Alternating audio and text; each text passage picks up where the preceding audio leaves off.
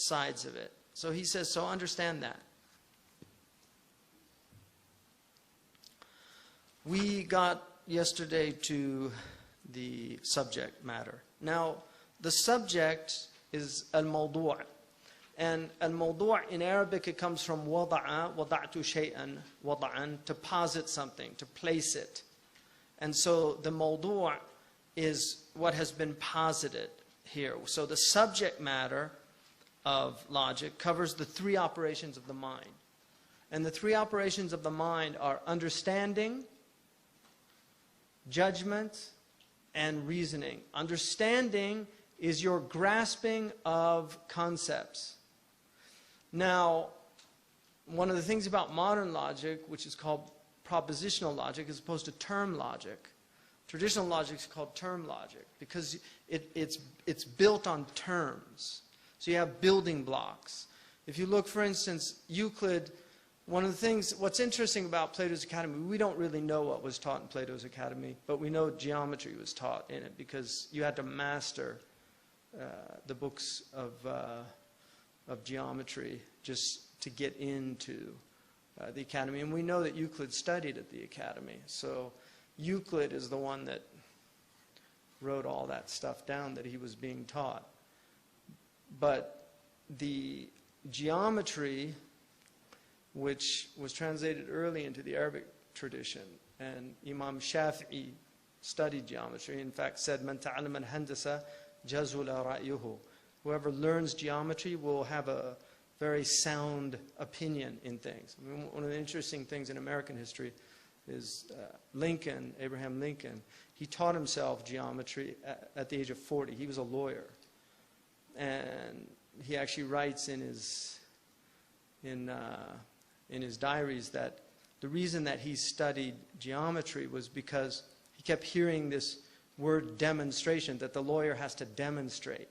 And he said he looked up the word in several dictionaries and none of them could really give him a definition of it. He said it was like telling a blind man that blue is a color. Right? So he ended up taking time off from his law just to study the 13 books of Euclid. And he mastered the books and he could prove all the demonstration. He could demonstrate all of the theorems.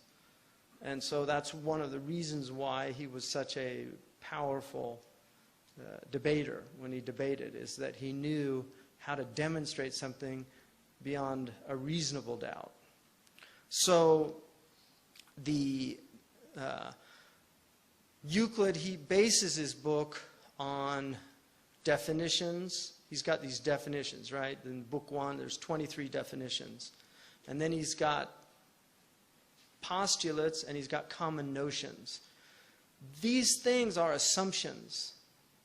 In other words, you can't prove them. You either get them or you don't. So a common notion is the whole is greater than the part. If you don't get that, you're never going to understand geometry. And I don't think much else. Because even children can understand that. So the definitions, he defines things. Like he said, a point, one of the definitions in the first one is a point has no parts. What does that mean? A point has no parts. It doesn't have depth, breadth, or width. Right? Or a line is a segment, a breadthless segment. What does that mean? They're mysterious definitions, but those are the assumptions of geometry. If you don't assume those things, then you can't prove the theorems later on, right? Because the theorems can be proved, but they can only be proved with those things that are assumed. The common notions, the postulates, and the definitions. Those are assumed. Logic is similar in that way because geometry is to mathematics what logic is to language. It's very, very similar. And so the subject of logic is understanding, and the understanding is concept. You have to understand, you have to grasp concepts. And it's the argument that people that are committed to what is epistemological realism is that the world is something that makes sense to us. The world is something that we can actually understand, and that our experience of the world is true. Now, we can be fooled, obviously. There are things that fool us. We can have an immediate understanding of something. I mean, a good example of that is we see the sun rise in the east and we see it go down in the west, and we talk about the sun moving across the sky. That is fitra, and it's intuitive. And that's really the basis of Sharia. Sharia works from a geocentric model. I mean, if you read the Quran, it's very clearly geocentric. And that's the fitra understanding. In reality, it's very possible, and there are very, very powerful arguments that have been postulated and then proven convincingly that it only appears to be that it's moving, that in fact we're actually moving around ourselves, the earth is spinning around itself, and then at the same time it's moving in an orbit around the sun. And so we're not really seeing a sunrise, we're seeing an earth turn. But nobody says what a beautiful earth turn, right? Because it's counterintuitive. Even a scientist will not say that, because he really has to go against his fitra experience of what's in front of them, right? Like Mullah Nasruddin, since we're in Turkey. You know, Mullah Nasruddin, this man who he didn't like, came to borrow his donkey.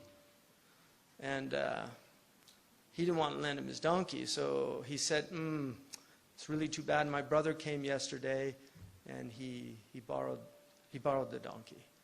And so the man said, I'm sorry to hear that, but thanks anyway. He starts to leave, and suddenly he hears the donkey in the back of the house start braying really loud. And he looks, he said, I thought you said your brother borrowed the donkey.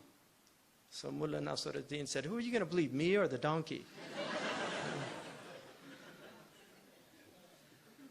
Right? So who are you going to believe? You know, the scientists or your own senses, what you're experiencing, right? So the Beatles said it best. The fool on the hill sees the sun going down, and the eyes in his head see the earth spinning round. And then the second is reason, is judgment, which is once you have concepts, you can put those concepts together by either affirming or negating. And this is called a subject and a predicate. In Arabic, it's called mawdu' and mahmul. So la ilaha illallah is really a negation and an assertion. Because what you're saying is, there is no God worthy of worship. There is only one true God. So small case G, there is no God worthy of worship other than the one true God. So you're making a negation, it's nefi and ithbat. And those are the two things that the mind can do. And it's there in the shahada. It's nefi and ithbat. That's judgment. You negate and you assert. And iman is assertion, it's tasdeeq. And that's why they call this in Arabic tasdeeq. They call it asserting, judgment, making a judgment about something. And then finally, reasoning through argumentation or demonstration. So burhan is a very high form. There are other ways to argue. You can argue poetically. Poets argue also. You can argue sophistically. You can argue rhetorically. You can appeal to people's common sense. But demonstration is the most powerful form of argument. So those are the three operations of the mind, and that's really the subject of logic. If you get that, you understand what logic's about. It's about concepts, which involve definitions, because you have to understand something before you can define it. And then it's about making judgments, propositions, which are either assertions about something or negating something about something. And then the benefit, which is called the thamra, is very important because the thamra is the fruit. It's what do you get from the knowledge? Like a tree, the purpose of a tree, a fruit-bearing tree, is the fruit. That's really what everything, that whole tree is there to bring forth the fruit. That's the benefit to us, is the fruit. And so what is the fruit of logic? According to Imam Ghazali, and this is from the Mustasfa, he says logic is, quote, an introduction to all knowledge, and the one who has not mastered it cannot be relied upon for his knowledge at all. Its greatest benefit. So, I mean, that's a pretty powerful statement. Imam al-Ghazali is basically arguing, look, if you don't understand this science, and he calls it a propedeutic science, in other words, a science that must be studied before you study other sciences. An introduction to all knowledge, it's a muqaddima lil-ulum. It's an introduction to all knowledge, and the one who has not mastered it cannot be relied upon for his knowledge at all. Now, some people have criticized him for that statement and have said, well, then what? Are you saying the Salaf, they didn't know logic? He actually says in another place that in the early period, their minds were clear. Their minds were clear, and they were able to understand things, to make judgments about things, and to reason and argue in ways that were sound.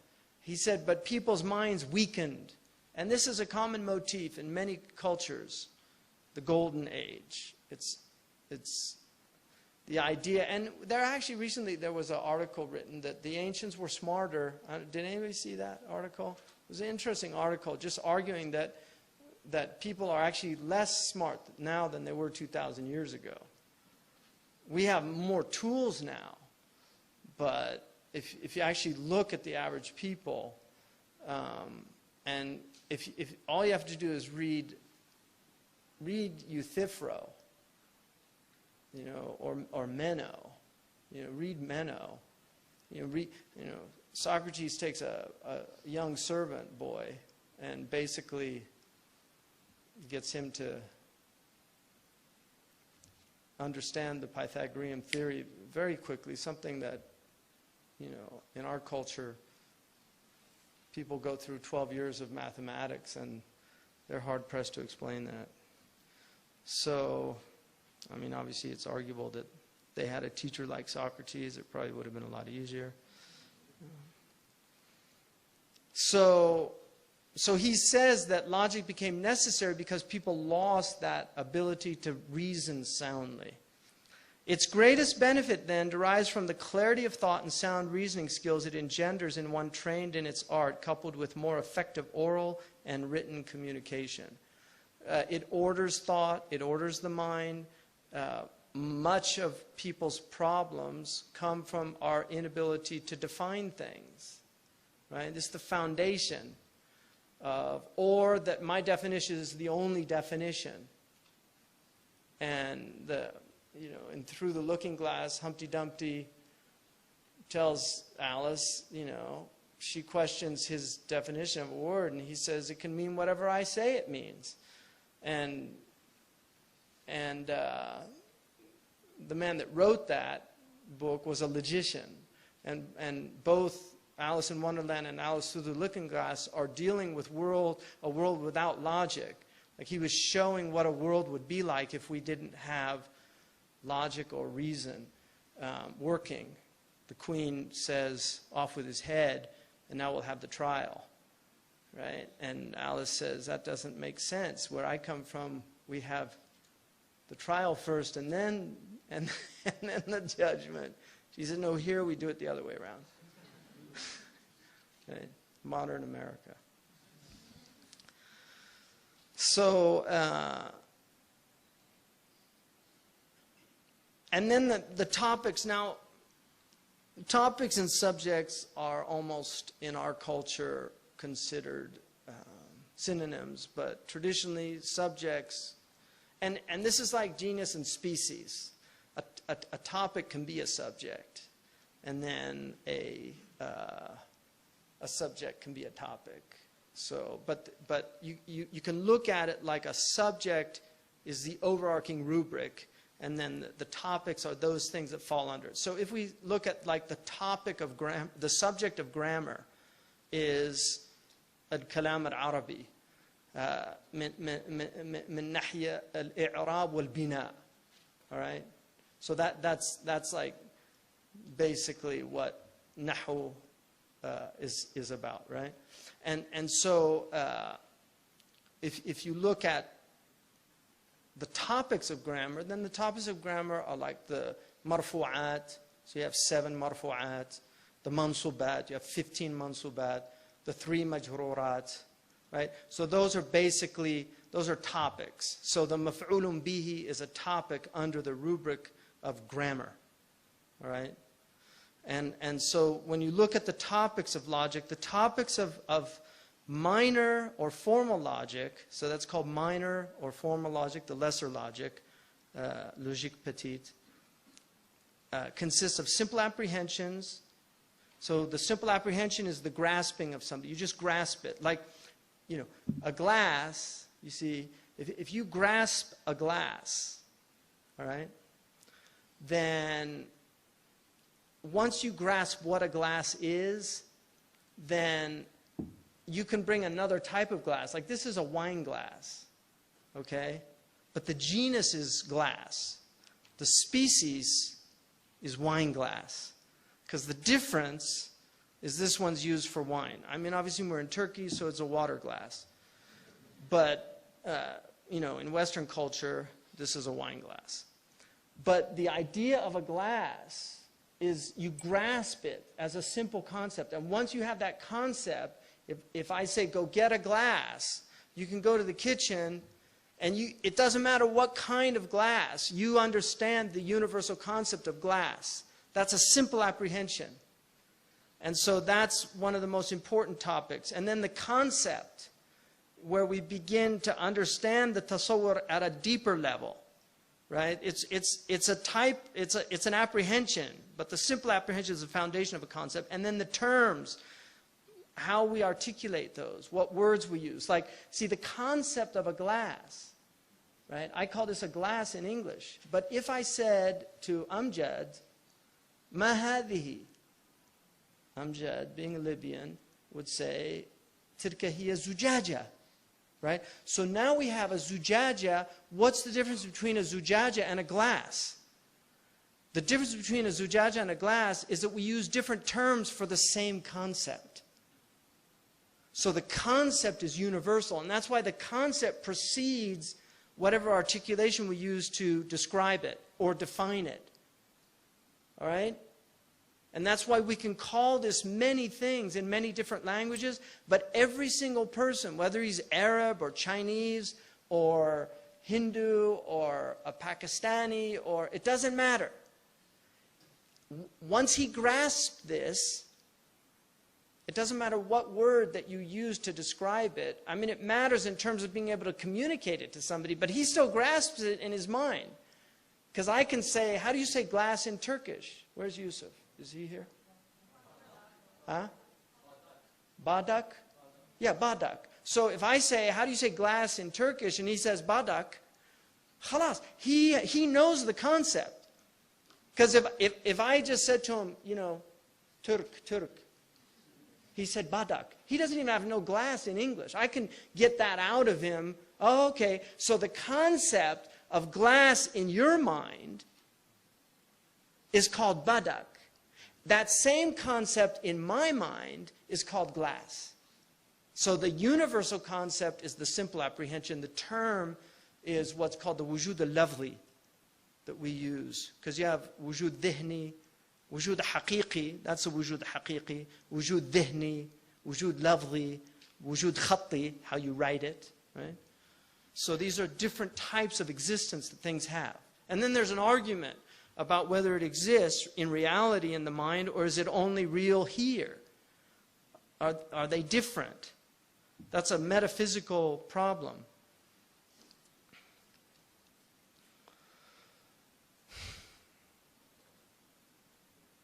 And then you have definitions. So the definition, the had, right? The qawl al-sharih is knowing what the genus and the difference is. That's how you define it.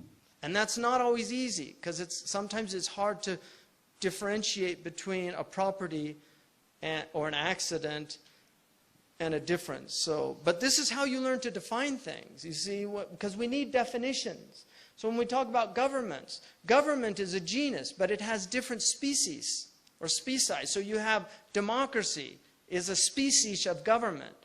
Tyranny is a species of government. Oligarchy is a species of government. And each one of them, the genus is government, but what's the difference? So a tyranny, the difference is it's absolute rule by fiat. There's no process.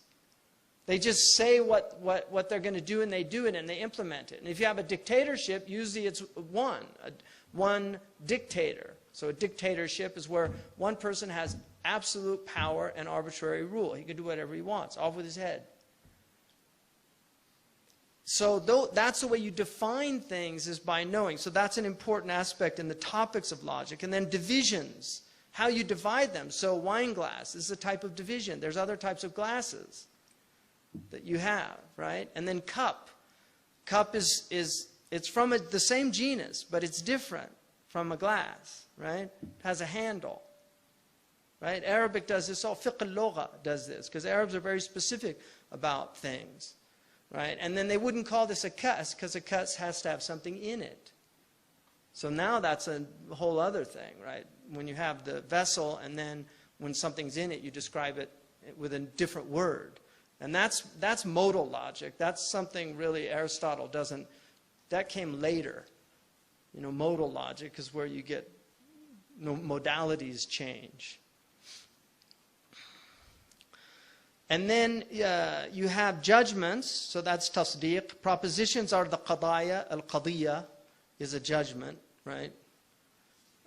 And then there are varieties, because there's different types. So you have, you know, they differ in quality and quantity. And so there are different types of propositions. And then you have simple, compound, affirmative, negative, categorical, hypothetical, and modal. So like a categorical is, John is here. It's categorical. It's either true or it's false, but it's categorical. If it's 9 o'clock, then John is here. That's a conditional or a hypothetical. So if A, then B. A, therefore B, like that. And then with modal logic, it's more like it might be possible that John's arrived, right? So, or it's probable that he's here because it's 9 o'clock. So that's modal logic. It's also, because you have deductive, inductive, and then you have Charles Peirce identified a third, what he called abductive reasoning, which is this type of reasoning. It's like, it's a type of almost guessing, but it's guessing when there's reason or cause for a judgment like that. So, and then you have opposition, and there's a square of opposition, and it's the relationship between propositions. So you have, you know, a universal affirmative proposition, a universal negative proposition. They call that A and E, from affirmo and nego, right? Affirming something or negating something. So all animals, all men are animals, right? No angels are animals. So one's a universal affirmative, and the other's universal negative. But then you have some animals are men, right? You have that, and so that's a particular where you're affirming, and then you have a particular where you're negating. And so those are, that's how they work together, and there's rules that go with that. So that's, when you learn the square of opposition, you learn the rules of those, the contradictories, the contraries, the subalterns. And then you have conversion, which is converting a subject and a predicate, just converting it. So no animals are men, or no angels are animals, no animals are angels. Just switching them around. And some things can convert and some things can't. So reasoning then is the qiyas, and that involves the syllogism and its divisions. Like you have 19 forms or figures, and then you have what are called moods. And so there's different types of syllogisms. They're broken down out of the 19. Najmuddin al-Tufi identified 10 in the Quran. Out of the 19 that are used, he identified 10 of the different syllogisms that are used. So the Quran definitely uses, there are over 30 arguments in the Quran that are using this type of logic. Which, interestingly enough, in the early Ash'ari period, some of the Ash'aris wanted to argue that it was i'jaz, that the mantiq in the Quran was i'jaz. Al-Baqallani said no, that's not part of the i'jaz of the Quran, because humans are capable of reasoning in that same way. So he didn't consider it acceptable as a miracle of the Quran to say that. And then finally you have induction, which was developed. It was first argued by Francis Bacon in his Novum Organon, which was an attempt to rewrite Aristotle's Organon. He was an anti-Aristotelian. And then later in the 17th century, Mill, who's a very, very influential person, had in many ways very positive effect on society, but in other ways a very negative effect. Really probably one of the most influential human beings in history. But a lot of what we are in now is Mill's vision of the world.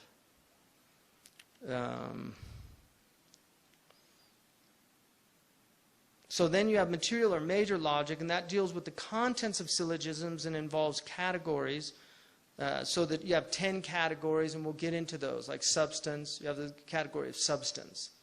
Right? Everything has to be a substance if it's a thing. God is not in the 10 categories, but everything that exists is in the 10 categories. So the first one is about the essence of it. It's the johar. This is what they call the johar in the Arabic tradition. And then you have the 9 accidents. So you have the quality. So it's a big ball. It's a little ball. Talk about the size of it. And then you have the quantity. And then you have, so that's kam. And then you have kayf. And then you have the time, the place, the possession, the position. These are all the categories that things fall under and how we talk about things. And then you have what are called the 5 arts, the 5 predicables, al-alfaz al-khamsa in the Arabic tradition. And this is the genus, the species, the difference, the property, and the accident. So the Arabs called it the jins, which is genus, same root, jins. And then you have the nu', you have the fasl, you have the khasa, and then you have the arad. And then you had the 5 arts, which are the sina'at al-khams. These are the ways that we argue. So you have, for instance, burhan is one type of argument that is used. And he'll do that. The ISAGOGE goes into this at the end. And then another argument is with the mujarrabat. That's an argument, like arguing from experiment and things like that. So you have axioms, things that are agreed upon. And then shi'r, you argue khataba is an argument, and safsata is an argument. Logical fallacies are ways that people argue, and those are in the 5 arts, because sophistical reasoning is it's a fin. People learn it. Lawyers learn it. They know how to use it. And there's books on how to effectively trick people. They study them, and if you get a degree in marketing, you'll learn all about that. And then the topics, the topos are, the things that we use in argument. And this was one of the 6 books of the Organon, was called the Topics. And this involves working with the 5 predicables, things like compare and contrast, it's related to rhetoric in that way.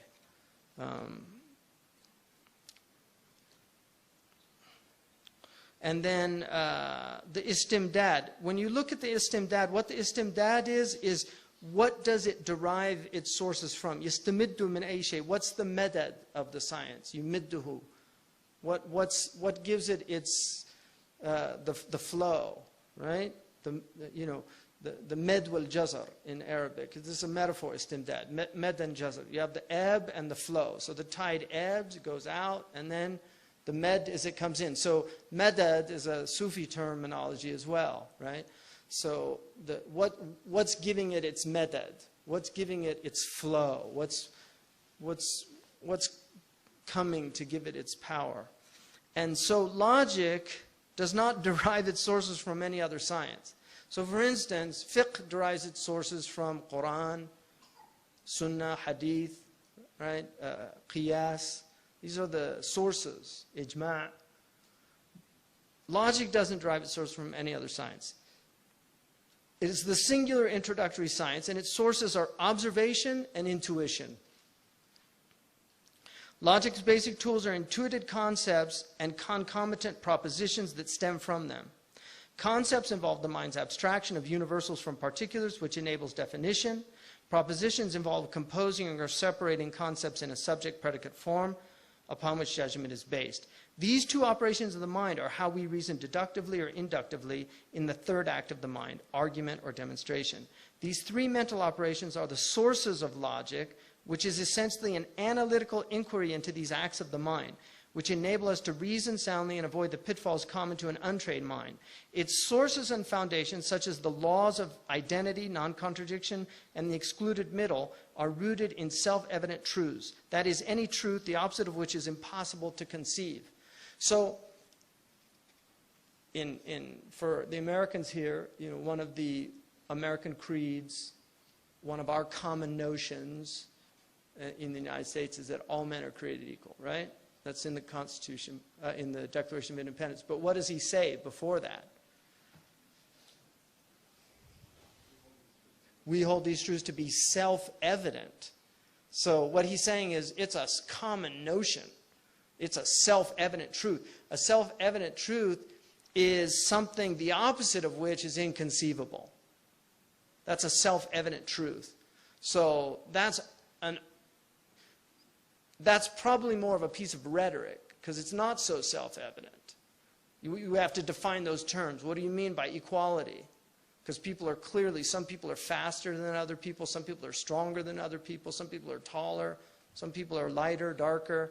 People aren't the same. So you're using a mathematical concept and you're applying it in a sociological sense, which is very problematic, right? But we can understand something intuitively. For us, it's much easier for us to say that it's self-evident because we've been taught certain things in the modern world that a lot of pre-modern peoples didn't have.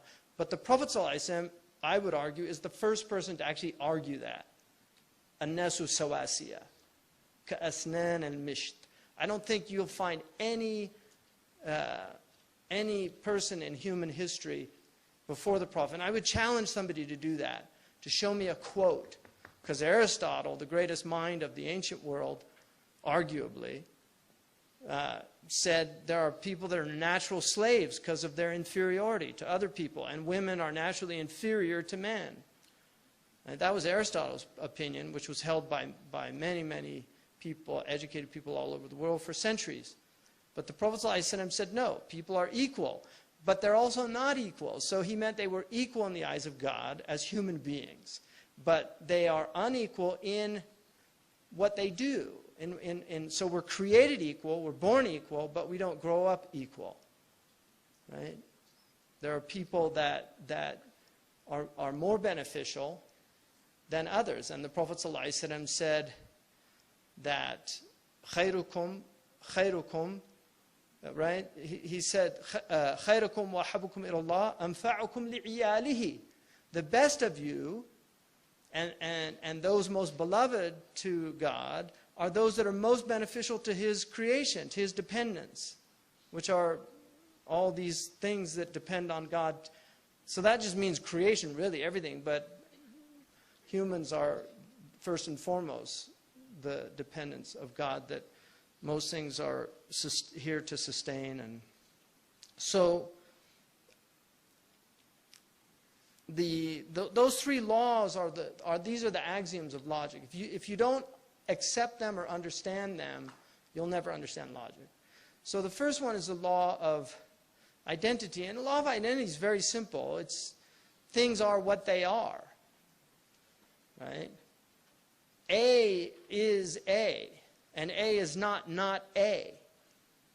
Right? There's a double negative. A is not A. In other words, A is A. So a thing is what it is. And identity, right, is something that's identical to something else is the same.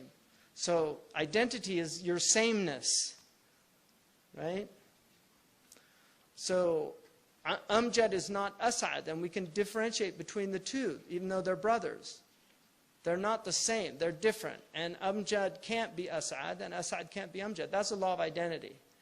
The law of non-contradiction is related to the law of identity. And the law of the excluded middle is also related. In fact, the law of non-contradiction and the law of the excluded middles, some will argue that they're the same thing, and just looking at it from a different perspective, but there is a subtle difference between the two. But the law of non-contradiction is simply that something cannot be and not be at the same time, right? Something cannot, Amjad cannot be Amjad and Asad at the same time. He's either Amjad or he's Asad, one or the other. Sorry to use you as an example, but you're right in front of me. So that, and then the law of the excluded middle is arguing that there's not a middle position where it can be, that it's either A or it's not A. It has to be one or the other. So in these three laws of thought, this is the foundation of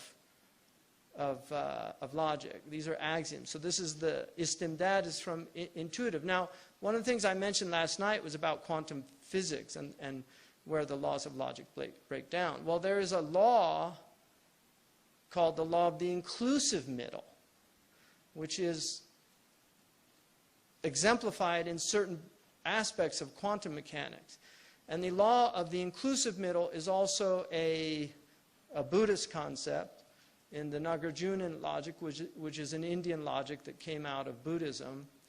They will argue for the included middle. So something can be something and not be that thing at the same time. So a light can act as a particle and a wave.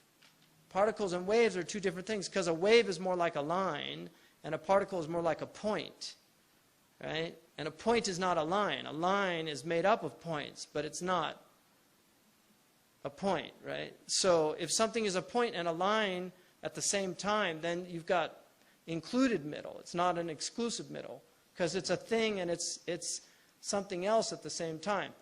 The Ash'aris use this law of the included middle in some of their formations, and that's why when you talk about God, God transcends logic. He's outside of the categories, and there are certain logical things that, even though we use logic in theology, there are certain things where it breaks down. And an example of that is that God is neither connected nor disconnected from his creation. So the Ash'ari logicians, the Ash'ari mutakallimun say that Allah is غَيْرُ مُتَّصِلٍ بِخَلْقِهِ وَغَيْرُ مُنْفَصِلٍ عَنْهُ.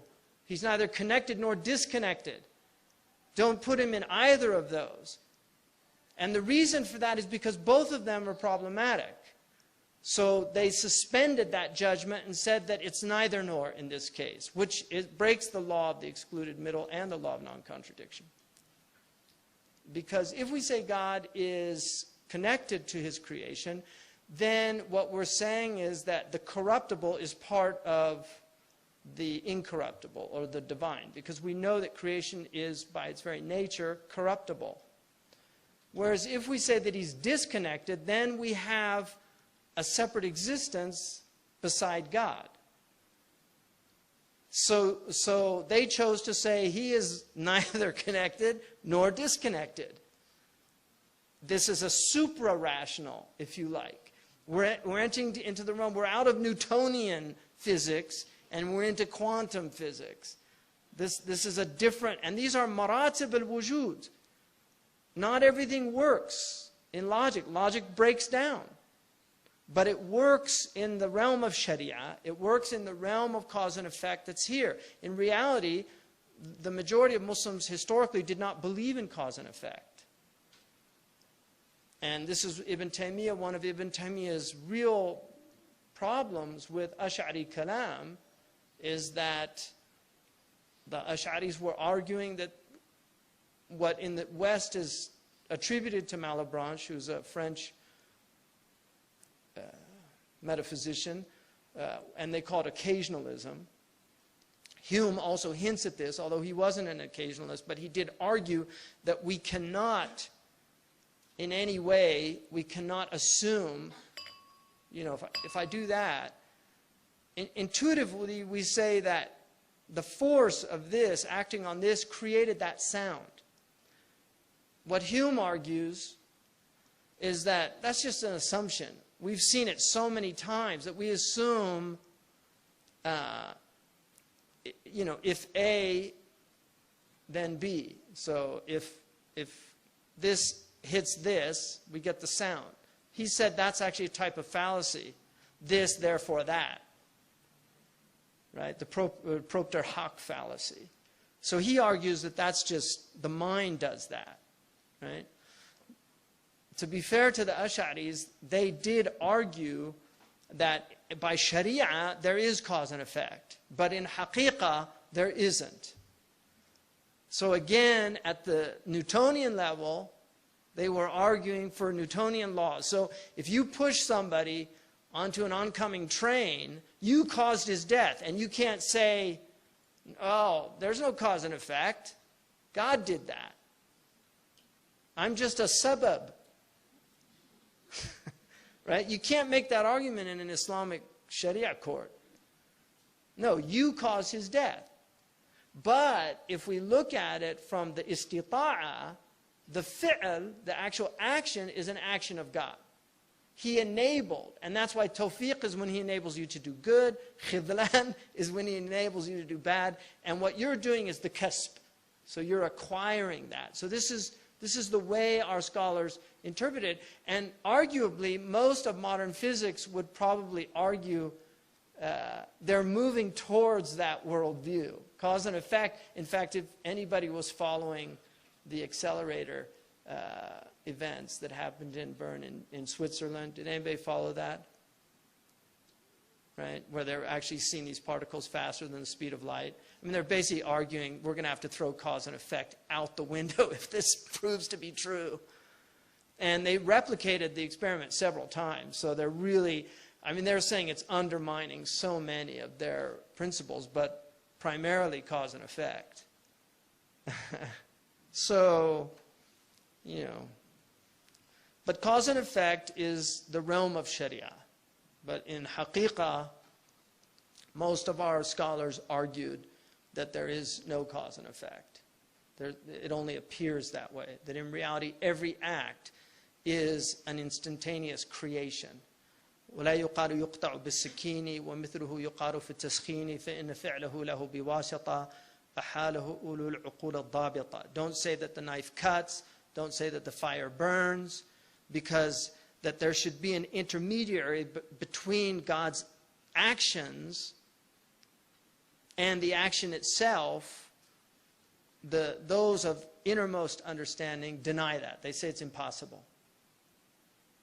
So this is an argument that basically, I mean, we're getting into theology a little bit, but it's all related. This is the thing. I mean, you know, in the West, they've recently discovered what they call interdisciplinary studies, right? I mean, Muslims were never, they didn't have separate disciplines in that way. They had a unified understanding of knowledge. It's a holistic understanding that all of these knowledges relate to each other. But they have what is better called transdisciplinary, as opposed to interdisciplinary. It transcends the separateness of these disciplines and recognizes the interdependence of these disciplines. That they're all really hovering around the same thing, which is existence. I mean, everything. Because logic is just about existence. We're talking about the world. That's why we use logic. We're talking about things in the world. So it's all about metaphysics in the end. And metaphysics, the great questions of metaphysics, why is there a world? Where did the world come from? What are we supposed to do while we're here in the world? And given that we see that the world ends, i.e. we end, I mean, the world might go on, but as far as we're concerned, we're gone. What happens after we go, if anything? These are metaphysical questions, and these are the only real questions in the world. All the other things, gee, the price of tomatoes, what do you think about that? I mean, that is not serious in the light of your mortality. Right? Do you think the Yankees are going to win this year? That is not a really important question in the scheme of things. But these are the things that people preoccupy themselves from the big questions by being obsessed with the little questions. Right? Small-mindedness.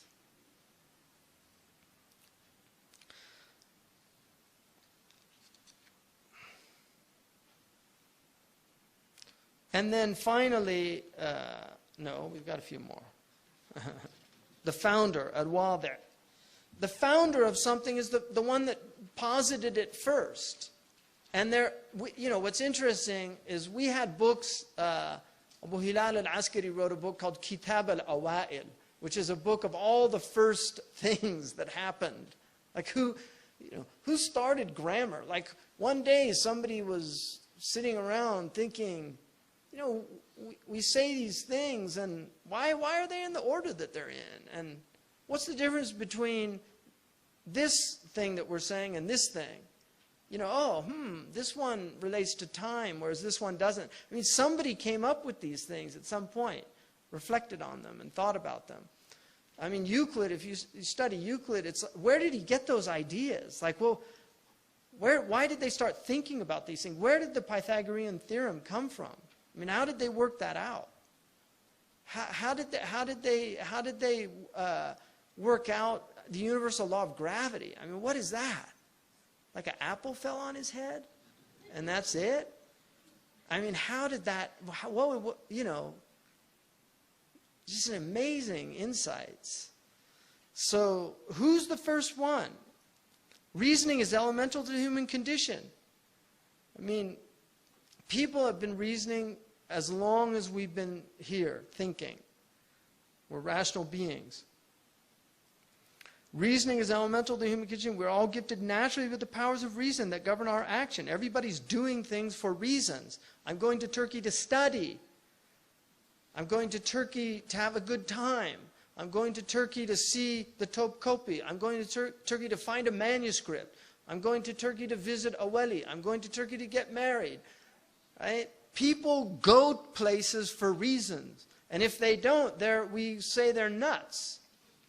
Like, why are you here? If you don't know where you're going, any road will get you there. Why are you here? I'm still thinking about it. I haven't worked it out. Right? And that you can be in that place as well. I'm here because my mom told me to come. And that's a reason. Your mom had a reason. You might not. Or your reason is you're just being a good Muslim, doing what your mom said. That's a reason. So, according to Muslim sources, logic as a codified science was first developed by the ancients and remained latent. In other words, they hid it from people. So when you read the early Muslim books of logic, that's what they argue, that they kept it. It was too dangerous to teach people because it can be used for good and evil. It's a dangerous art in that way, because it's a powerful tool. And if you have this tool, you can do a lot of good with it, but you can do a lot of evil. And sophists master this. Sophists are masters of certain elements that are found in this science. And then Aristotle, who died in 322, I think he's born around 384. Aristotle recorded its rules, defined its terms, and revealed its secrets. He's called Aristoteles or Aristo, right, in the Greek tradition. He wrote the 6 books known collectively as the organon, which means the tool, the ala. And they're considered the first books on logic. And thus, he is typically considered the founder or the first teacher of logic. So he wrote this organon that had the categories, the 10 categories. He defines those. And he has a book on interpretation, De Interpretatione. And then he's got the prior analytics, the posterior analytics. He's got the topics. And then he's got on sophistical reasoning, like how you can argue the fallacies. So in the Islamic tradition, al-Farabi, who dies in 961 or 350 in Hijrah, is considered the second teacher. They call them al-Mu'allim al-Thani. And al-Farabi was a great intellect, a truly great intellect. He was once asked, and there's some humility, but it's arguable that there's not a whole lot. But he was asked if he would have, had he been alive at the time of Aristotle, would have he surpassed Aristotle? He said, no, but I would have been his best student. So he basically introduced logic. He studied it here in Turkey, and he actually, when he arrived in Halab, he arrived wearing Turkish clothes, Byzantine clothes. This is actually a Turkish hat, by the way. This was a Byzantine hat that the Muslims adopted after they conquered Constantinople. So the fez, they call it the fez in Morocco. The fez actually spread from Turkey. But anyway, he went to Aleppo, and he spoke 70 languages. He was a master of music. He knew all the maqamat. And a friend of mine from Nubia, he was Egyptian. Some of you might know him, but Hamza Alauddin, he was a oud player, brilliant musician. But he knew the maqamat. Like he'd actually he gave me the book of al-Farabi called al-Musiqa, Kitab al-Musiqa al-Kabir, the big music book, and it's this thick. It's the biggest book in my library, single book. But he gave me that book, and it's all the maqamat, and in there are the secrets of music, which they used to use here in Anatolia, and they still do. As far I've heard that there's still in Turkey people that know the science of healing through musical instruments, using the maqamat. And they do this also in Morocco. There were maristans in Andalusia, Morocco, Iraq, where they would treat people with their mental diseases. They would treat them using maqams to try to re-harmonize the imbalances in the body through sound, because sound has an effect. And this is why people move when they hear sound. You know, you have a startle movement because it affects you. The sound affects you. So sound is very powerful, which is why dhikr is so powerful, because these are sacred sounds that are affecting, resonating in you. And that's why doing them either, even silent dhikr, has that effect also. So anyway, al-Farabi, when he went to Halab, he came in, and somebody, you know, there were a bunch of ulama there. They used to have the majlis, and the ruler was there, and he asked him if he knew anything. No, he was sitting, and one of the servants spoke a dialect, and he couldn't understand what the ruler was saying, and so Farabi explained it to the servant, and he said, "Oh, do you speak their tongue?" And he said, "Ahsinu sab'ina lugha." I can speak 70 languages. And he said, "Tuhsinu shay'an min al-Arabiyya?" You know something about Arabic? He said, you know, test me out. And so the grammarians started talking to him, and finally they just said, he's ahead of all of us. And then fuqaha said, you know, and then he asked him, do you know anything about music? He said, bring me an oud. So they brought him an oud, and then he played till they all laughed, and then he played till they all cried, and then he put them to sleep. So he knew, and which is one of the reasons why, you know, Plato warned about music in the Republic because of its effects on the soul. And some of the ulama that prohibit music argue it's because of the effects that it has. It's called tahrim al-wasa'il, which is not the thing in and of itself, but what the effects of the thing. And most musicians don't know what they're doing, how they're affecting people's souls. So some music will drive people mad. And it's clear if you just see certain concerts, how people start behaving. It's the music that's doing it to them. And they might like it because it's a Dionysian experience. It's very ecstatic and wild and out of the body, but often aided and abetted with illegal substances. But nonetheless, it's very dangerous. And if you change the modes of music, you'll affect the whole culture. So great shifts in culture happen when musical shifts occur, according to that theory, ethos theory.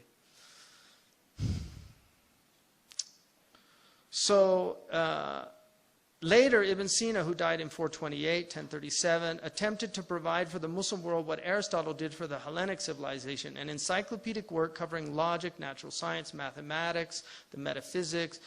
And then he wrote a book called the Shifa, which is very similar to the Organon. He has a section on the Ilahiyat, which is theology. And but it's basically an organon of logic. And that became the basis for Arabic logic. It has some differences in its metaphysical assumptions. After mastering Ibn Sina's work, Imam al-Ghazali removed what he deemed any objectionable aspects of it. And then he wrote 5 works of varying levels of difficulty. So Imam al-Ghazali wrote these books on logic to help students. And I think the most interesting of them is called al-Qistas al-Mustaqim, which is where he argues against a Batini person, an esotericist. He argues that the way you judge is not through the Imam Ma'soom, like some hidden occultic knowledge that a teacher has, but the way you judge is using the Qistas al-Mustaqim that he says is in the Quran. And so he shows how the Quran teaches you logic. So he uses that book as a book of logic, but it's only from the Quran. A very interesting book. Its relationship to other sciences. Its relation to other sciences is that of a universal to a particular, as all other sciences are comprised of concepts, propositions, and arguments. So every science has concepts. You study grammar, there's concepts. The verb is a concept in grammar. It has a definition, right? The noun is a concept. And then propositions. There are propositions in any science. And then there's reasoning also. So you make arguments based on your terms and on your propositions. The virtue and the rank, and it's called, in the West they called it liberal arts. A liberal art, according to Aristotle, a liberal person, a free man, is somebody who lives for his own sake. A slave lives for another's sake, which is why if you're Abdullah, you live for the sake of Allah. But if you're free to other people, you're not living for their sake. You're a free man in that way. And so the liberal arts are arts that are studied for their own sake. They're not studied for like a vocational art. So you study some arts for other sake. So Aristotle and the Muslims would later take this categorization. They have productive arts, practical arts, and then they have theoretical arts. So the productive arts are things like carpentry. You learn how to make things. That's a productive art. And then you have the practical arts that are beneficial, like politics and ethics or medicine, right? And then you have the theoretical. And in the modern world, because of not philosophical pragmatism, but because of moral pragmatism, you know, or sociological pragmatism, theoretical sciences are seen really as a waste of time. But the ancients put them first and foremost. The highest sciences were those that were for their own sake, like theology. It's not studied as a practical or a productive art. It's studied to know. Fa'lam, know. Fa'lam, right? Know that there's no God but Allah. Just know that. I mean, obviously there's benefits, but in essence, it's to know, because you were created to know. ما خلقت الإنس والجن إلا ليعبدون أي ليعرفون كما قال ابن عباس. To know me. And to know him is to love him, and to love him is to worship him. So in the Muslim world, they were called ulum al-ala, the instrumental arts. These are arts that help you understand. And then you have fadluhu or sharafuhu or rutbatuhu. All three are used. The virtue and rank is its rank in relation to other sciences, and this is important in terms of the hierarchical nature of science. Maratib al-ulum, that we have martabat, we have maratib al-wujud, maratib al-ulum. There's degrees of knowledge. And Allahumma inni as'aluka ilman nafi'an, I ask you for beneficial knowledge, right? Alimni ma yanfa'uni. The Prophet sought refuge in knowledges that were not beneficial. And then what's the most beneficial knowledge? أهمها العقائد ثم فروع تصوف وآلة بها الشروع. That was the traditional hierarchical nature of knowledge. أهمها العقائد. The most important are right thinking. And then the next ثم الفروع, right action, right behavior, how to behave properly. ثم تصوف, right states. وَآلَةٌ بِهَا الشُّرُوعِ, and a tool that you begin with, grammar, logic, and rhetoric. So you need those tools to begin. And the most important, obviously, is al-Arabiya. So given its universal benefit vis-a-vis other sciences, logic is an overarching science. Its subject matter, concepts, propositions, and arguments is integral to every other science. Hence, scholars have always considered it a necessary propedeutic science and a means to sound knowledge, while as ends, other sciences surpass logic in rank. So in terms of ends, other sciences are more important, but in terms of means, it's one of the most important. So logic in rank, its supreme virtue is as a means that ensures intellectual rigor in the pursuit of knowledge. The hukm al-shari' is the final, the legal category. The opinions of scholars can be categorized as to those who consider the study of logic mandub, recommended, permitted, jaiz, or mubah. 3, a collective obligation, fard kifaya.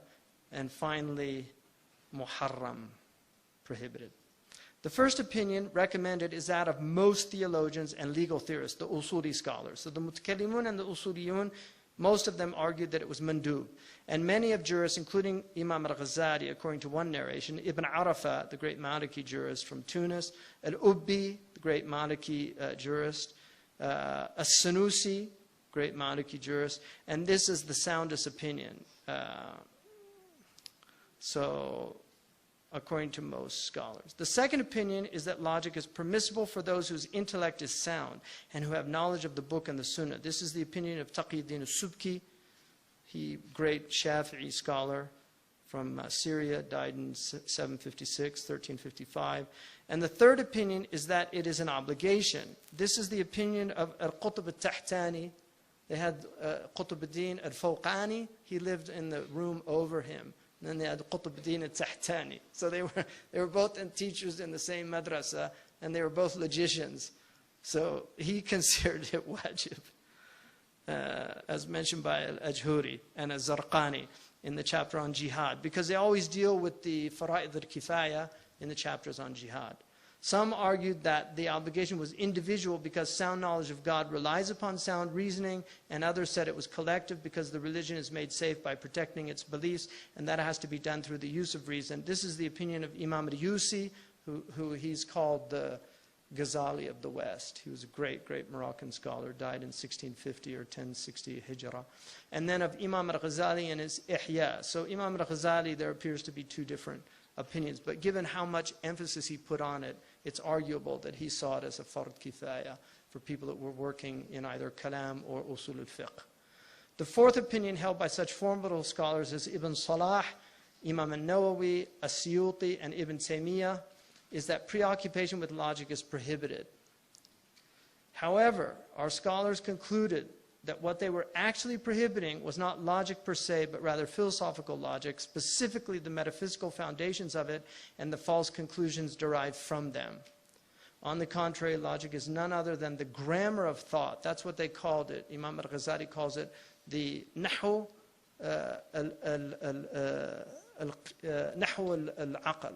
It's the grammar of the intellect. Just like nahu is the grammar of the tongue, he said it is to the intellect what grammar is to the tongue.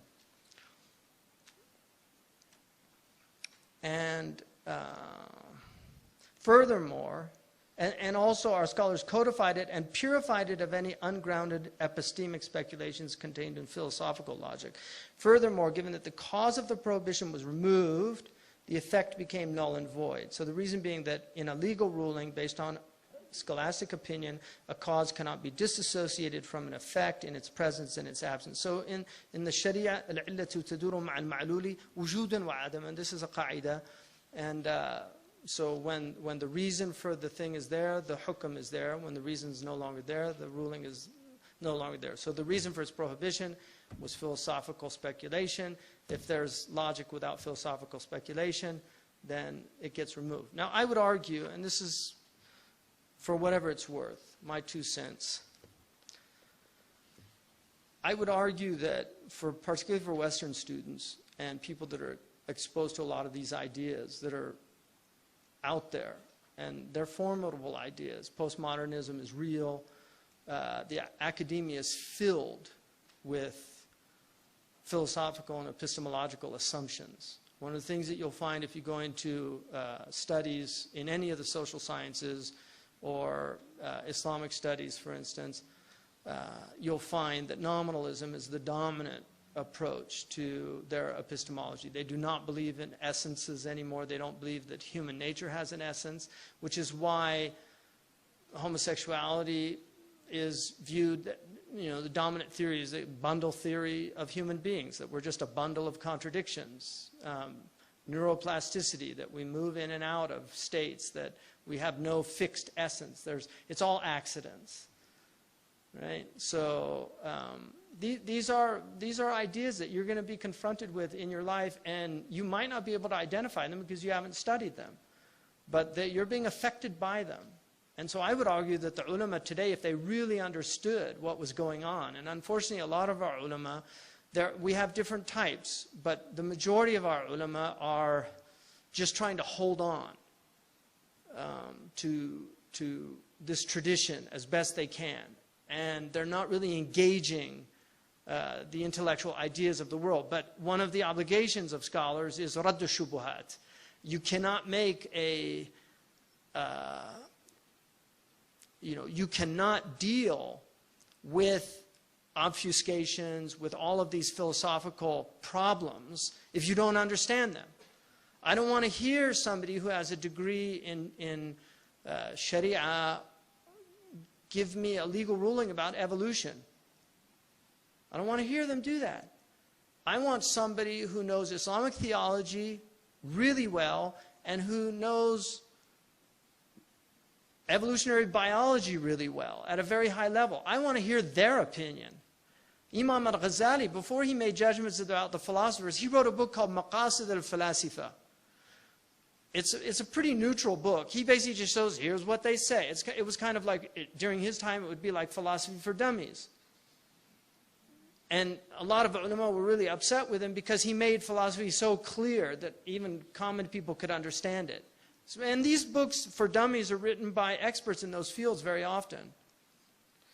But what he did was he followed that up with tahafut al-falasifa. So what he did first, he showed them, look, I know what you're talking about. Here's why you're wrong. We just say, here's why you're wrong. I don't really know what you're talking about, but here's why you're wrong. That's the modern approach. So we get people, you know, and then we have people that grapple with these issues. And unfortunately, they evolve in the public space sometimes. We had a young scholar from England who caused a bit of a stir by saying he believed in evolution. And but he was a physicist, you know, he's trained in the highest levels of science. And this, I'm talking about the West, in the Western, which is now globalized, so it's here as well, it's everywhere. And he had some background in Islamic sciences, and he's grappling with these issues. I don't think you should grapple with them in the public space, because people, you shake up common people, you cause problems, and I think there's better ways of doing that. But these are problems of our time. And to simply just write them off and not deal with them, not understand them. It's hard enough, though, to be fair, it's hard enough just to learn this tradition on its own, let alone learn another tradition.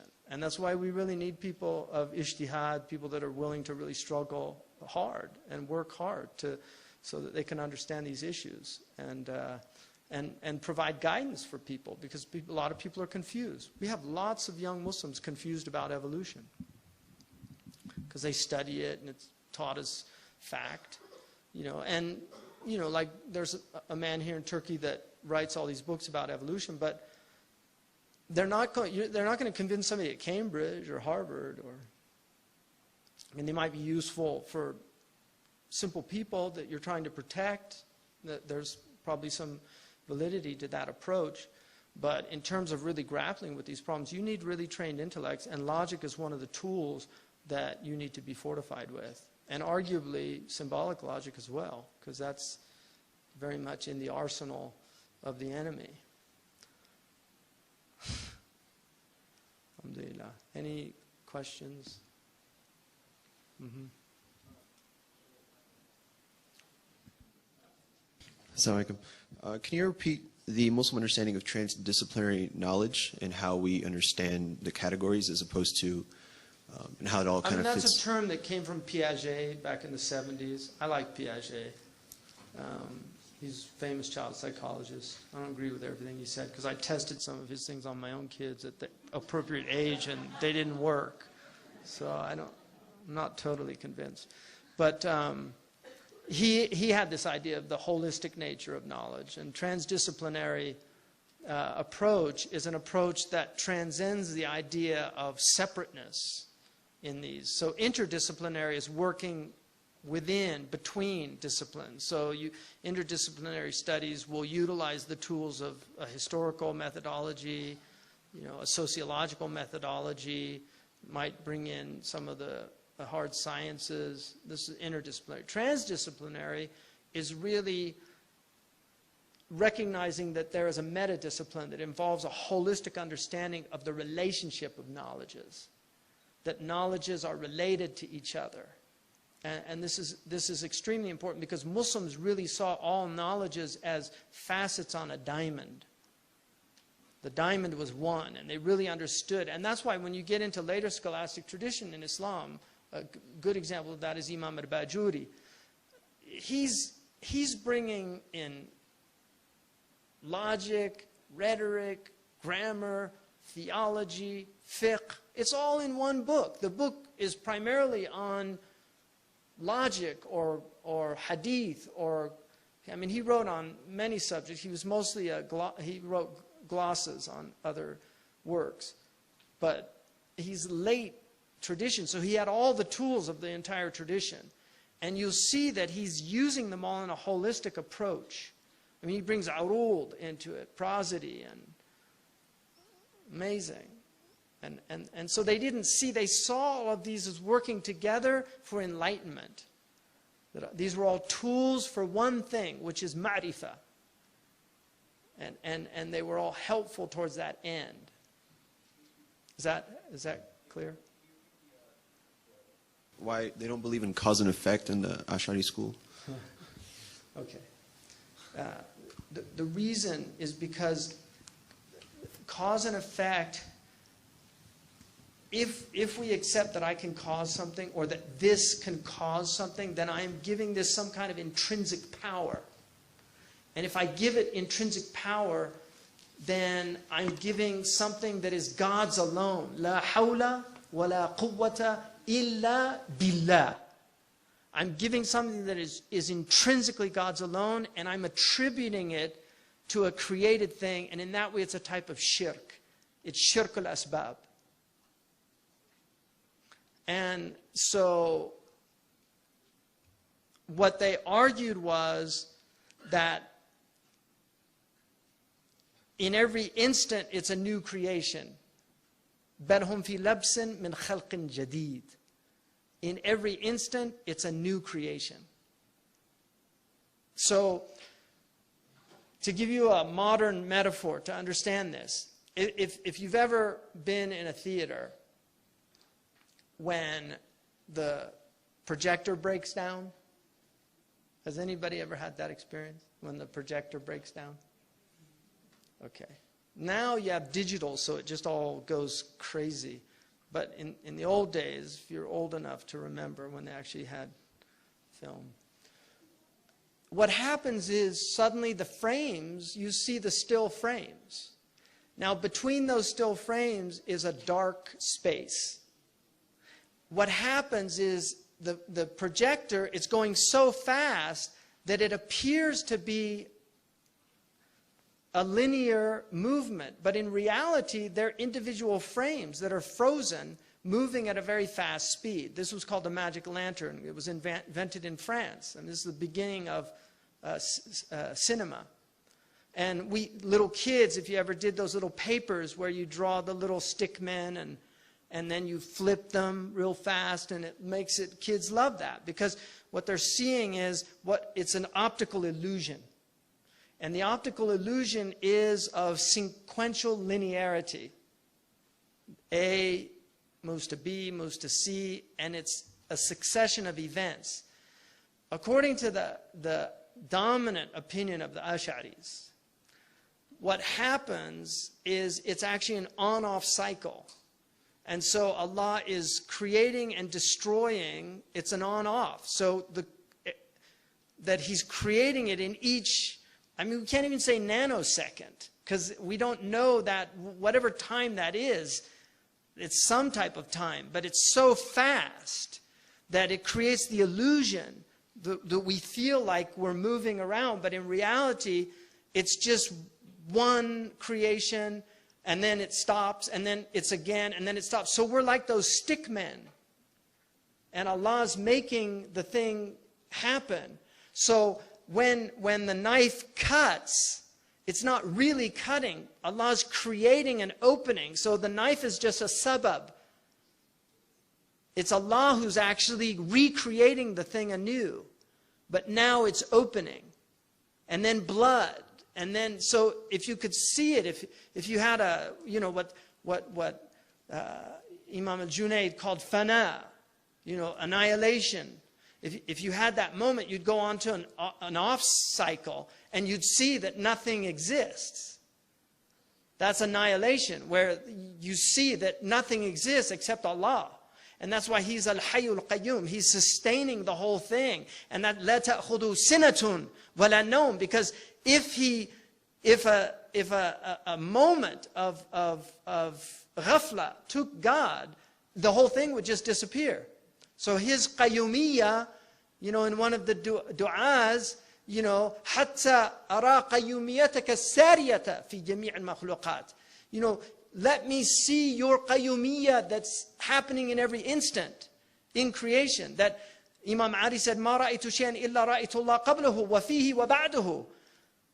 I never saw anything except that I saw God in it, before it, in it, and after it. Meaning that he saw that it's God that's doing all of this in every instant. And that is what the position that most of the scholars took, which is arguably from spiritual experiences that they had. I mean, I find that very hard to believe. in a book on the atomic theory in history, which was written by a scholar from England, he argues that the Muslim atomic theory is unique in the history of civilization, that nobody really came up with that type of atomic theory before.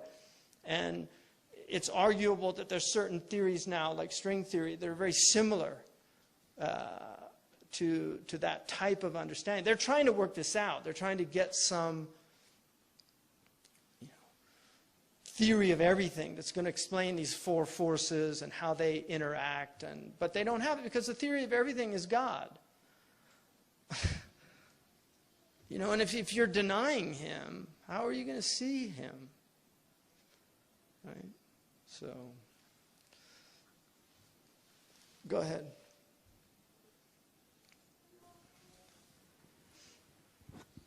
What's your name?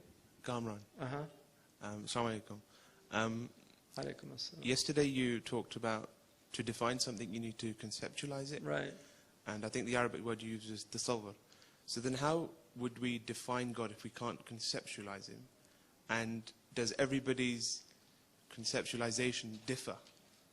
Yeah, that's a really good question. The definition of God, you can't put God in a genus and you can't put him in a species. And that's why in the end we can't define God, and therefore we use negative things. So the argument about, is this called the via negativa in the Latin tradition, scholastic tradition. The Muslims call it the salbiya, right? So he has sifat al-salbiya, the attributes that negate the opposite. So wujud is a sifa nafsiya, and that's why al-wujud ayn al-mawjud. And we'll get into that when we get into the categories, and I'll explain that. But it's a good question. So we can define God in terms of our limited understanding of how God has spoken about himself. And there's also rational definitions like al-mustaghni an al-kull wal-kullun muftaqiru ilayhi. I mean, that's one definition. The 20 attributes that you're learning in Aqidah is another way of really defining God. But if you really break it down, it's working around what is undefinable. And that's why kullu ma khatara bi barika Allahu khilafu dhalika. Everything that occurs to the mind, God is other than that. And so we cannot in reality define Allah other than how he has described himself. So we use rasam and not had, really, the descriptions that God has given us, that he is qa'im, that he is al-qayyum, that he is al-baqi, that he is al-ghani, that he is al-jabbar, that he is malik, al-qudus, al-salam, al-mu'min, al-muhaymin. Him, how can we know him? Well, in the same way that there are things that you can grasp, right, without definition. So there are ways of understanding God and grasping God, but in the end, you'll never know his essence. His essence is completely unknowable, and the only way you can know him is through his sifat. And the sifat, in the end, our scholars don't use the term accident for God, because when we get into the categories, you understand why. But the sifat in relation to that are like the وَلِلَّهِ الْمَثَلُ الْأَعْلَى. They're like the accidents in relation to the essence. Mm-hmm.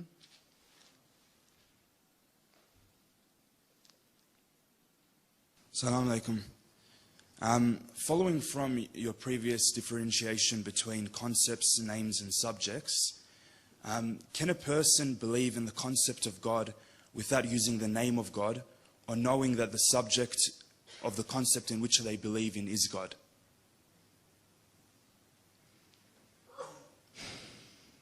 I mean, you have people who say they don't believe in God, and you ask them, do you believe in something? And it pretty much seems like... Yeah, it's a good, again, we get back to what was just talked about, that when you say the concept of God, in reality, we don't have a concept of God. We don't have a tasawwur.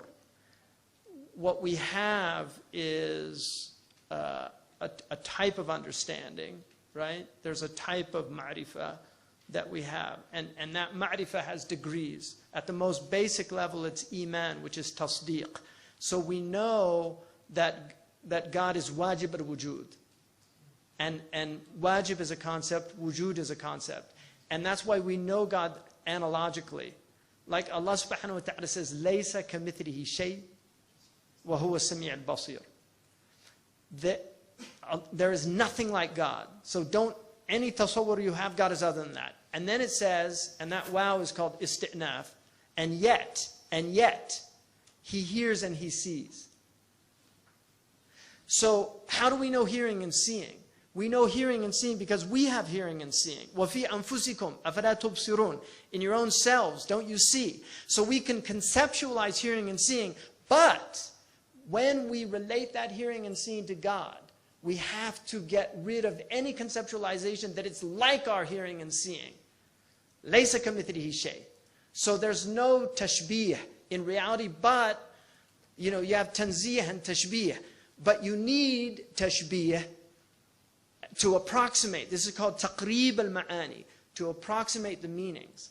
All right? So if somebody says, I don't believe in God, first, you need to define what they don't believe in. So you can say, I don't believe in this God that came down and died for our sins. You can say, well, I don't believe in that God either. So we're both atheists of that God. Right? And then we can discuss other understandings. Right? But in the end,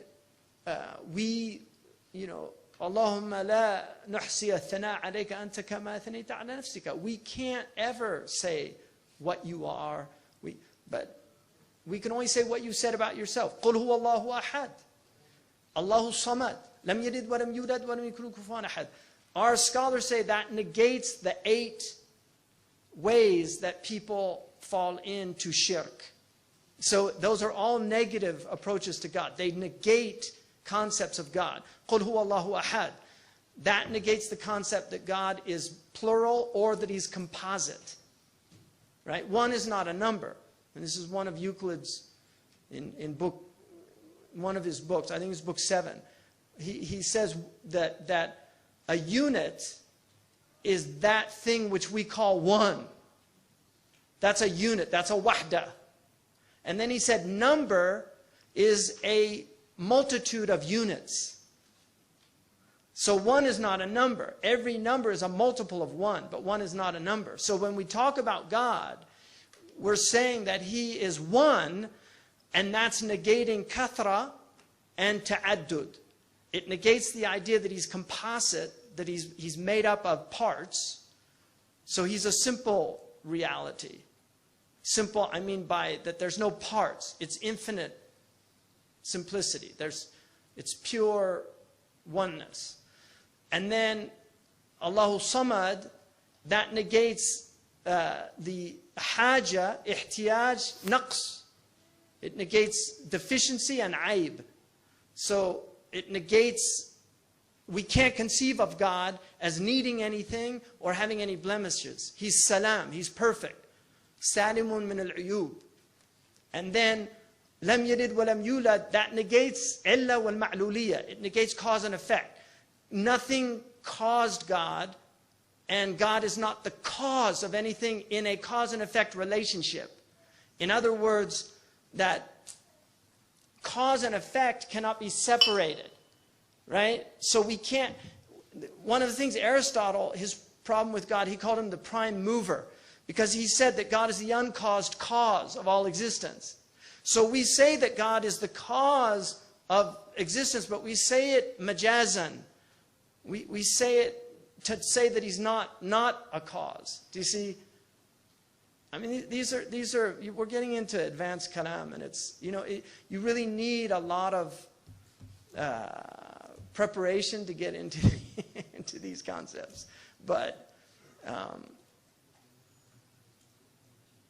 God says, be and it is. Kun fayakunu. That fa is not sababiyya. If it was sababiyya, it would be majzoom. He says, kun fayakunu. Be, and it is. So there's no, God is not interacting in his creation in a cause and effectual way, in that way, that things are interacting with other things in a cause and effect way. العلم المعلولية. And then ولم يكن له كفوا أحد ينفي الشبه والنظير. You know, that he could have shabihun or nadir, that he has a likeness or an opposite.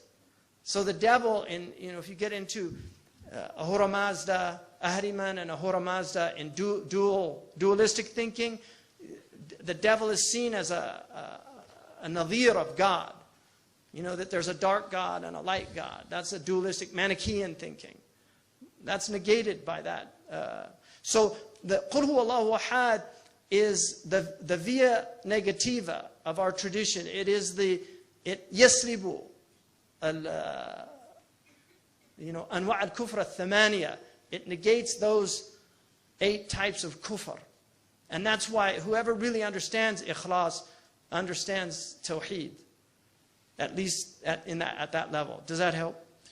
Yeah. Is that valid though? If the person even believes in God, or believes in the concept in the way that you have described it, but they don't know it to be God.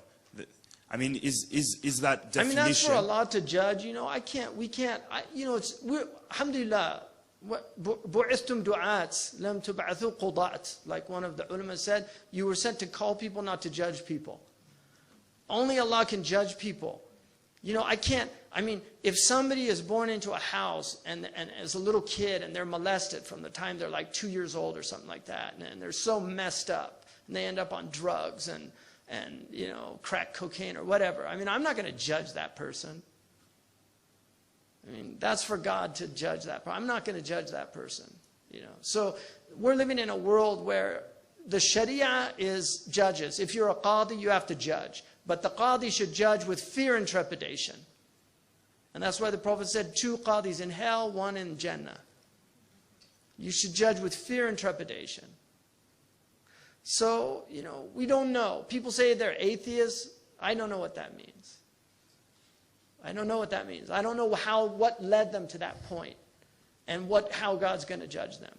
One of the things that I find interesting about atheists, and I think this has to be appreciated by somehow, is that they do more dhikr than God than most believers. I mean, they just think about God all the time. They write books about God. Every conversation you get in with an atheist, within 2 minutes, they're talking about God. It's amazing. They're just obsessed with God. And in some ways, their opinion of God is so high that they end up disbelieving in Him. You know, it's like their opinion is so high that I can't believe in God. I can't believe in a God that will allow pedophilia. I can't believe in a God. You know, these are the arguments a lot of them use. And who is it for me to say that's rubbish? You're just saying that. You know, and there's certain, the cheese and cracker crowd, I mean, having their wine and eating I don't know how these people can believe in God, really. It's really quite absurd. They're imaginary friends, that kind of, there's a certain arrogance of those type people. But some of the people in the greatest tribulation are the biggest believers. I mean, that's what's so amazing about people in really difficult, dire circumstances, and yet they don't give up their faith in God. They believe in Allah subhanahu wa ta'ala. So, it's just not for us to judge people, and people can move in and out of faith. You shouldn't feel so secure about your faith. You should ask Allah for husn al-khatima and be concerned about that. I mean, there's Christians that have lost their faith. That's why these Christians say, I ask a Muslim, they always doubt whether they're going to heaven or not. They don't know, but we know we're going to heaven. You don't know. There's Christians that ended up leaving Christianity, becoming atheists. Bart Ehrman, writing books, why it's not true. And they were devout fundamentalist Christians. So people can lose their faith. Muslims lose their faith. There's people that lose their faith in Islam. But why and what are the reasons and what led up to that? I don't know. I mean, there's people that drive people out of Islam. The Prophet ﷺ said that he was the advocate for the dhimmi that was mistreated on Yawm al-Qiyamah. Like he's going to be his lawyer with God to say he didn't see the real Islam. He was mistreated by Muslims. He said that, أَنَا خَصْمُ مَنْ أَذَى ذِمِّيًا يَوْمَ الْقِيَامَةِ. I'm the advocate of a dhimmi on the Day of Judgment. So he's going to actually say, don't judge him the way you would judge somebody else, because what happened to him wasn't right. So there's going to be people, Imam al-Ghazali says that if Islam was presented in a distorted way and somebody rejects it, they're not rejecting true Islam, they're rejecting a distortion. And he says that he didn't think they'd be taken into account for that. He says that in Faisal al-Tafriqa. So,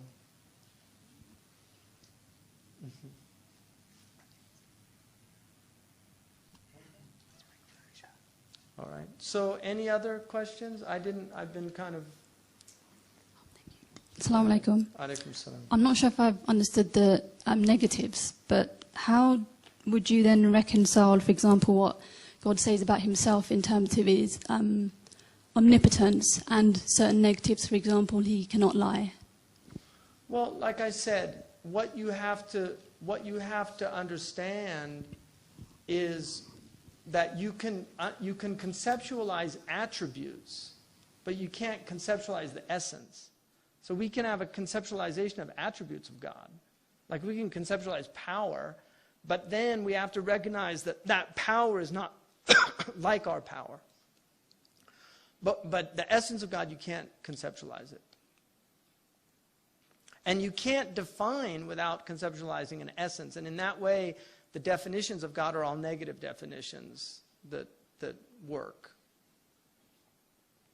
I think Dr. Winter, one of his contentions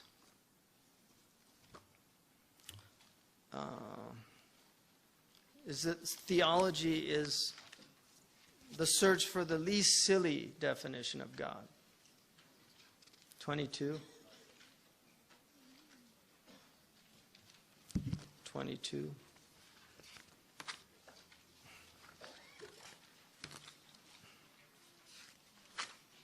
Yeah, theology is the quest for the least silly definition of God. So, I mean, he's pretty much saying the same thing. That, we define God, but in the end, we're defining the undefinable. So you just always have to keep that in mind. That the qaida is laysa kamithlihi shay. That's the foundation of all Islamic theology. There's nothing like God.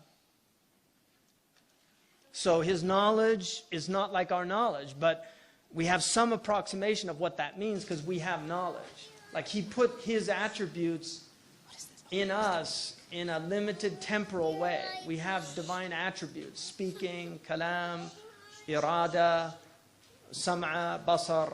These are divine attributes of God. But they're only approximations for us to get a hint at what that means. Even the akhirah, all the descriptions of paradise in the Quran, Ibn Abbas said, لَيْسَ فِي الْقُرْآنِ إِلَّا لَيْسَ فِي الْجَنَّةِ مِنَ الدُّنْيَا إِلَّا الْأَسْمَاءِ. The only thing in paradise that's the same as this world is the names. So he's saying the same thing even about the creation of paradise. It's مَا لَا عَيْنٌ رَأَتْ وَلَا أُذُنٌ سَمِعَتْ وَلَا خَطَرَ عَلَى قَلْبِ بَشَرٍ. Jannah is what no eye has seen, no ear has heard, and no thought has ever been conceptualized in the mind of a human. If that's about paradise, then what is God? And that's another creation. And we still can't conceive of it. Any other from the ladies? I was going to... Assalamu alaikum, Shaykh. So based on this, logic is the tool by which we study all the other sciences, right, but it doesn't work for Aqidah, or we don't use it as such? It's used in Aqidah. I mean, much of Aqidah, late Aqidah, it uses logic a lot. I mean, for instance, there are different barahin for the existence of God. The Quran uses logic. It uses, Burhan al-Tamanu' is a proof that God uses in the Quran. Burhan al-Tatbiq, for instance. The idea that God is uncreated, that you can't have an infinite regress. The argument from contingency, These are all logical arguments, and they're studied in syllogistic form in the Muslim scholastic tradition. And they're, you know, I mean, most philosophers in the West, after Kant, will argue that, to use a very hackneyed academic statement, that you can't really define, you can't prove the existence of God. I mean, that's pretty much, that's one of Kant's arguments, that you can't prove it. And that's Ibn Taymiyyah's argument as well. He argued against using logic with God. He just said it's a waste of time. And in that way, he's very Kantian. Or Kant is very Taymiyyan, or something like that. So, but for me, these are fitra arguments. The idea that something can come from nothing is intuitively, it's so against our fitra nature. And so even though quantum physics is trying to make this argument now, and there's people like Stephen Hawking that are obsessed with this, and there's a recent slew of books that have been written on this subject, that we've finally proven that the universe can come from nothing. You know, I don't know. Allah says in Surah Al-Kahf that we didn't show you the creation, the beginning of it. We didn't even show the beginning of your own creation. You know, so that argument for me is very, you know, but, you know, kullu hadithin makhluq, al-kawnu hadith, idhan al-kawnu makhluq. You know, I mean, that's the argument in a really simplistic form. But the argument for the cosmological, kalam cosmological argument is arguably the last argument standing. I mean, even most philosophers will have to admit that all the arguments have pretty much fallen by the wayside, except for the kalam. I mean, there's some that will argue the ontological argument is still an argument. But like the teleological, most philosophers will not take that argument seriously. I personally, teleological is very convincing to me. It certainly was a traditional Muslim argument. But the kalam cosmological argument, which is a very sophisticated argument that you cannot have an actual infinity. And by that it means an infinity of discrete number. So you can't have an infinity of discrete things. And that if we say that the universe is infinite, then it's an infinity of discrete things. And that's impossible. The alternative to that is obviously pantheism or panentheism, which some people will argue for that. You know, but the Muslims were not pantheists. Ibn Arabi was not a pantheist, even though Western scholars, the Orientalist scholars, not the Ibn Arabi scholars of late, but the earlier scholars, people like Nicholson and others, they'll say that he was a pantheist. And that's only because they don't have any other term in their limited mind to describe some of his articulations. But he was